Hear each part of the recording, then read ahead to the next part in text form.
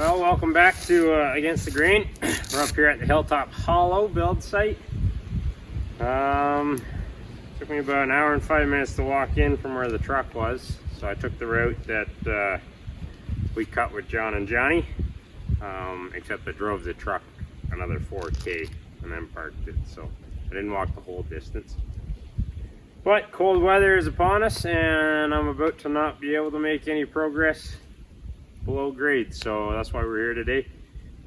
We just had about 5 days where at night it was -5 to -13 Celsius up here. The trail cams let me know that. They have the temperature on the pictures that get sent to my phone. So that's at night, and then it's been getting about 10 degrees through the day. So I was a little late starting today because she was a cold one this morning. I didn't want to carry in a ton of layers, so. But it's deer season, so I just ditched the orange cap because it's a little windy up here on top of the hill, so I wore my brightest tube. Shouldn't be anyone in here. I did hear 5 or 6 gunshots when I was walking in. But so we have to get these all down. There's a couple I know I hit a rock I can't go through or around, so they're going to be shimmied. And then if there's enough time left, I'm going to start digging holes for where that third beam's going to go. I won't finish that till spring, but if I have time left over, I might as well keep working.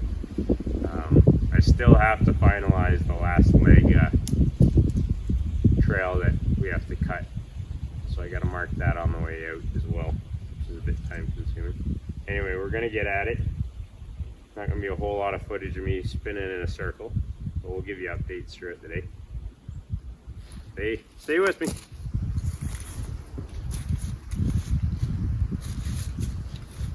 Well, it's been 3 hours and 15 minutes since I saw you last. We were just turning in a circle, pounding with the maul that's up here. And then I painted the yokes. We'll try to. Brand new can of Tremclad dress paint.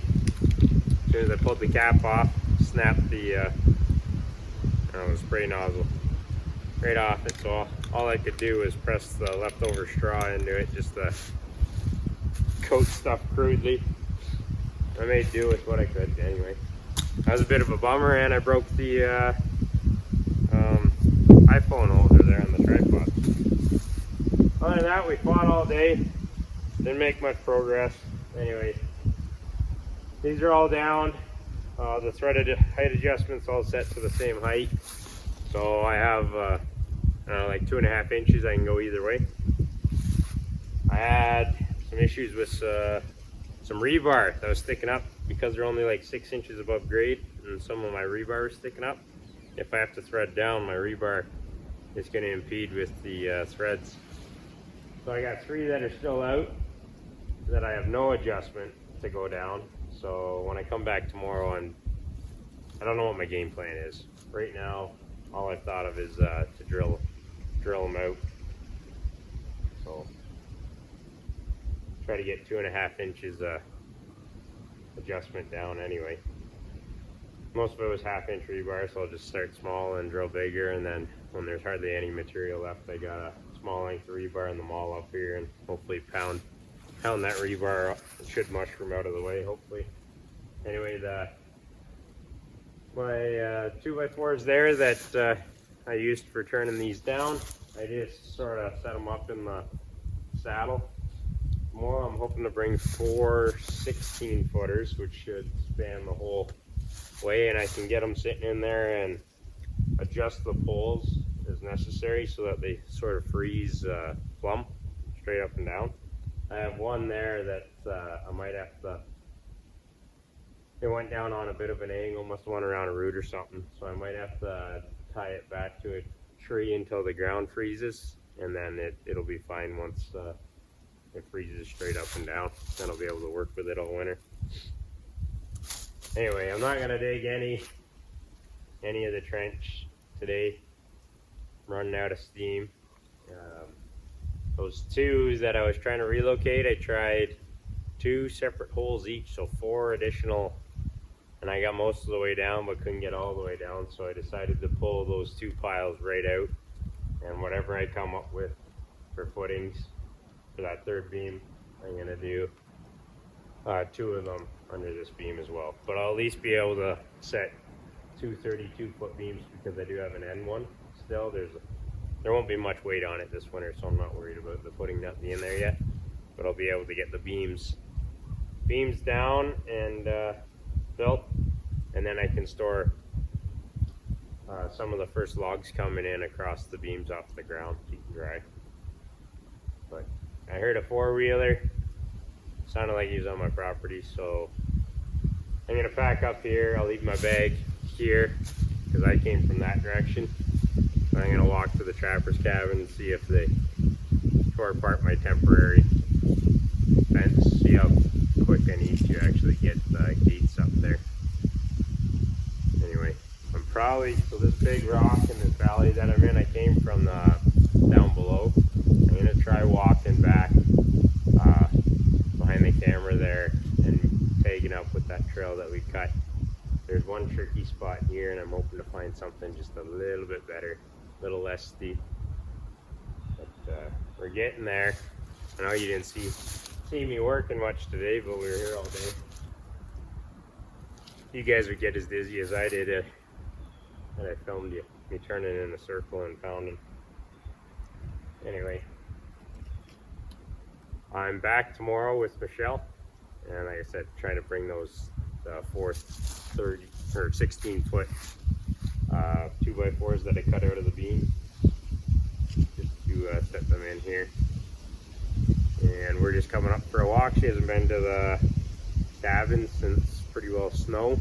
I think she made one canoe trip in, so she's excited to come and see what I've done. She'll spend more time up here through the winter.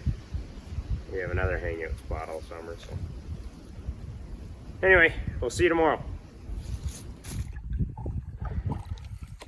Well, we had to pull out the big guns for today's load.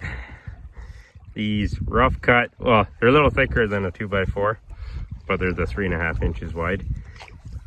But they're 16 feet long, or minus 4 inches, 188 inches, if that's correct. But yeah, Michelle only comes out for heavy lifting tasks. So we have to carry these up to the Hilltop Hollow, which is gonna be brutal. We're on the last lake here. One more beaver dam to get over.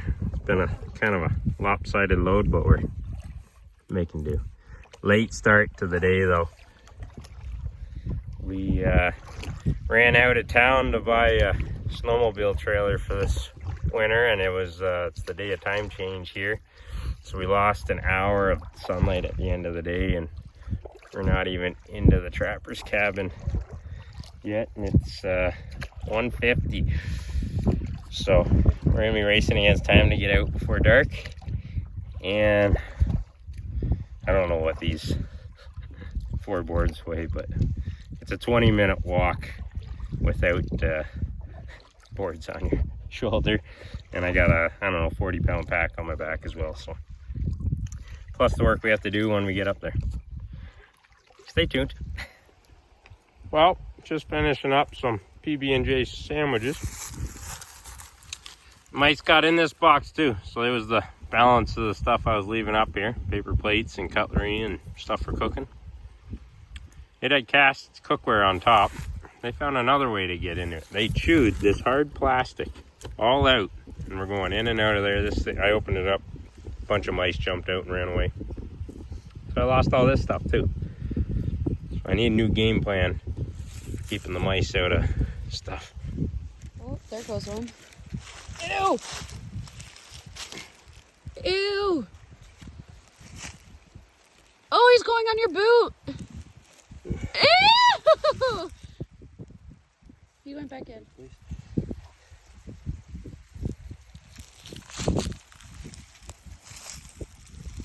he pop up?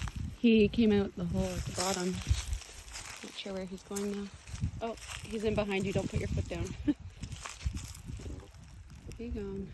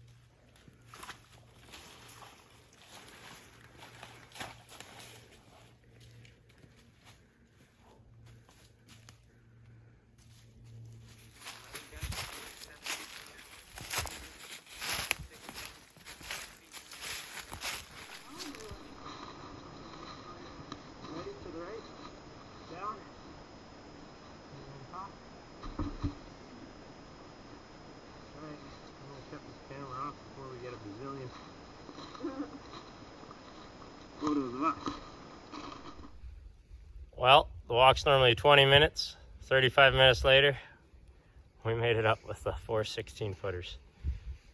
That was not that fun. Michelle helped me up all the nasty hills and the tricky obstacles, and then this last 100 yards down this hill, because I didn't want to set down one more time, so she grabbed the back and helped me along. What a trooper. So, I just got a few lengths of paracord. Luckily I had that in my bag. Usually always carry it. So instead of putting these 2x4s in the yokes, because there's plenty of clearance on the pipe, they're sloppy as ever. So the purpose of these boards was to align the, 9 per beam. So I'm just tying them to the side and trying to keep it up off the ground with some log grounds that I had here. So I'll tie these all along here, and I have a ratchet strap here on the ground, you'll see, but I have to steer everything in line, and I have some other stakes and stuff to try to get them all lined up so that when they freeze and I get all the substructure on top, everything will line up. So, I'm gonna get this a knot tied on either side here, and then tighten up that ratchet strap to pull this one that's on an angle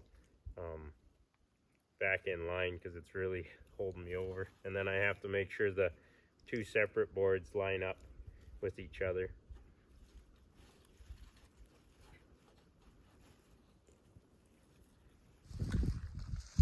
Well, we got a walk still and a canoe, and that's the sun, so we better get boogieing. Anyway, I had to switch it up. They don't look in line, but all the posts are tied to each one of those. This one I ran on the left side of all the posts. That one up there I had to run on the right, so that's why they're offset like that, because I still have one I couldn't get nowhere near the post. It kicked out and around an obstacle in the ground down there. So we'll deal with that in the future, I guess, but we have it pulled it over quite a ways with the ratchet straps. Anyway, I got rope tripping hazards everywhere. But we managed to, I brought the drills up and we drilled the rebar down there. And once I got to, I think it was a 5/16 size, the rebar started spinning in the pipe and then came up with the drill bit a little bit, and I managed to get my hands on it and kept it spinning in the drill, and I pulled it out. So I have 2 more to do. Now that I know that, I might even bring a tap and a bolt and a plate, and I'll be able to pull those other 2 out. Anyway, we're out of here. So thanks again for watching. I might include some, we came up here with some different SD cards, so might have some Trail King pictures I can throw here at the end, or some footage. And thanks again for watching. We'll see you next time.